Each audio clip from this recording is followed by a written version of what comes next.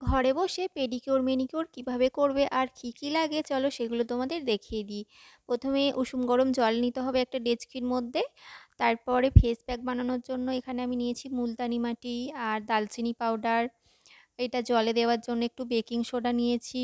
তারপরে এখানে নিয়েছি শ্যাম্পু আর ভ্যানিশটা আমি ইউজ করছি না। তারপরে নিয়েছি কোলগেট, লেবু। এখানে আছে মামাআর্থের এটা মামাআর্থের এটা হচ্ছে উপটান ফেস ওয়াশ। এটা আমি স্ক্রাব করব। স্ক্রাব করতে এটা কিন্তু খুবই ভালো। এটা আমি মুখে ইউজ করি না। এটা আমার খুব একটা ভালো লাগে না এই ফেস ওয়াশটা। আর এখানে নিয়েছি একটা গোড়ালি ঘষা নিয়েছি আর একটা নখ সেপার নিয়েছি। আর নখ শেপারটা কিন্তু লাগবেই, কারণ নখ শেপারটা না হলে নখের কোণে একদম জমে থাকা নোংরাগুলো তোমরা তুলতে পারবে না। তাই নখ শেপারটা লাগবেই। আর গোড়ালি ঘষাটাও তো লাগবেই, পেডিকিউর ম্যানিকিউর করার জন্য এই দুটো তো লাগবেই। আর প্রথমে আমি জলের মধ্যে দিয়ে দিলাম শ্যাম্পু, তারপরে লেবু আর একটু বেকিং সোডা দিয়ে দিয়েছিলাম। তোমাদের কাছে শ্যাম্পু না থাকলে একটু ফেস ওয়াশও দিয়ে দিতে পারো। তো চলো আমি এবার শুরু করব। আর পাটা দেখো ট্যান পড়ে কী অবস্থা হয়েছে, আর নখের কোণে কোণে অনেক নোংরা জমেছে। প্রায় 1 মাসের কাছাকাছি আমি পরিষ্কার করিনি, মানে পেডিকিউর ম্যানিকিউর আমি ঘরেতেই করি, মাসে একবার করেই করি। প্রথমে দেখো আমি জলে পা ডুবিয়েছিলাম প্রায় 10 মিনিটের মতো, হাত আর পাটা ডুবিয়ে রেখেছিলাম। তারপরে আমি ব্রাশ দিয়ে ঘষে নিলাম একটু কোলগেট দিয়ে।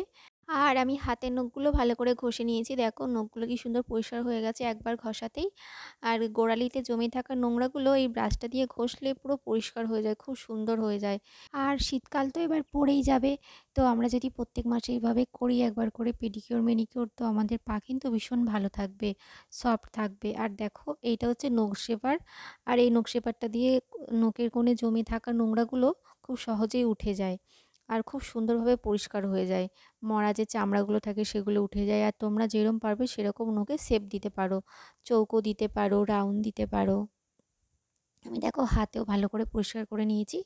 আর আমার মনের মতো করে আমি শেপ দিয়ে নিয়েছি। আমার চৌকো শেপগুলো খুব ভালো লাগে নখের।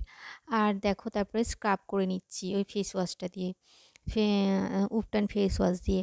দেখো হাতে পায়ে সুন্দর করে ডলে ডলে স্ক্রাব করে নিয়েছি, নেওয়ার পরে ধুয়ে নিয়েছি। তারপরে আমি একটা ছোট কাঁচের বাটির মধ্যে একটুখানি ইনো নিলাম, একটু কফি পাউডার, কোলগেট আর এখানে নিয়েছি লেবুর রস। এটা নিয়ে আমি প্রায় পায়ে 10 মিনিট মতো লাগিয়ে রাখবো, ভালো করে লাগিয়ে নেব যেখানে যেখানে ট্যান পড়েছে হাতে পায়ে। ভালো করে ব্রাশ দিয়ে, তোমরা চাইলে হাত দিয়েও লাগাতে পারো, আমার কাছে ব্রাশ আছে তাই আমি ব্রাশ দিয়ে লাগিয়ে নিচ্ছি। আর এটা লাগিয়ে রাখার পর আমি 10 মিনিট ওয়েট করব। তারপরে আমি আবার জল দিয়ে ধুয়ে ফেলবো। জল দিয়ে ধুয়ে ফেলার পরে ভালো করে পাটা আমি মুছে নেব। আর এখানে আমি বানাচ্ছি ফেস প্যাক। তো প্যাকটা বানানোর জন্য এখানে আমি নিয়েছি মুলতানি মাটি আর দালচিনি পাউডার আর গোলাপ জল। এটা দিয়ে আমি ভালো করে প্যাকটা বানিয়ে নেব। বানিয়ে নেওয়ার পর দেখো এরকম থিকনেসটা হবে। আর এটা হচ্ছে খুব গাঢ়ও হবে না, খুব পাতলাও হবে না। তো এরকম একটু মাঝামাঝি টাইপের বানাবে, যাতে ভালো করে পায়ে লাগিয়ে রাখতে পারো। আর হাতে আর পায়ে ভালো করে লাগিয়ে রাখার পর শুকনো হয়ে যাওয়া পর্যন্ত অপেক্ষা করেছিলাম। তারপরে আমি ধুয়ে নিয়েছি জল দিয়ে ভালো করে। ধুয়ে নেওয়ার পরে দেখো কতটা পরিষ্কার, কতটা ফ্রেশ লাগছে।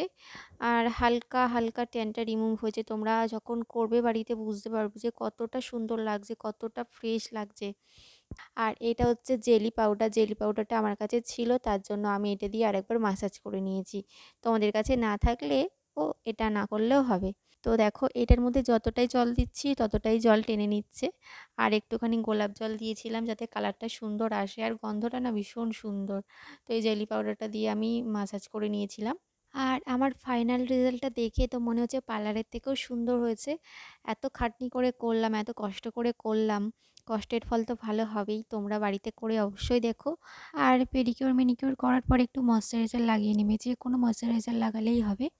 তারপরে পায়ে একটু নেল পালিশ লাগিয়ে একদম কমপ্লিট হয়ে গেল আমার পেডিকিউর ম্যানিকিউর। কেমন লাগলো কমেন্ট বক্সে অবশ্যই কমেন্ট করে জানাবে।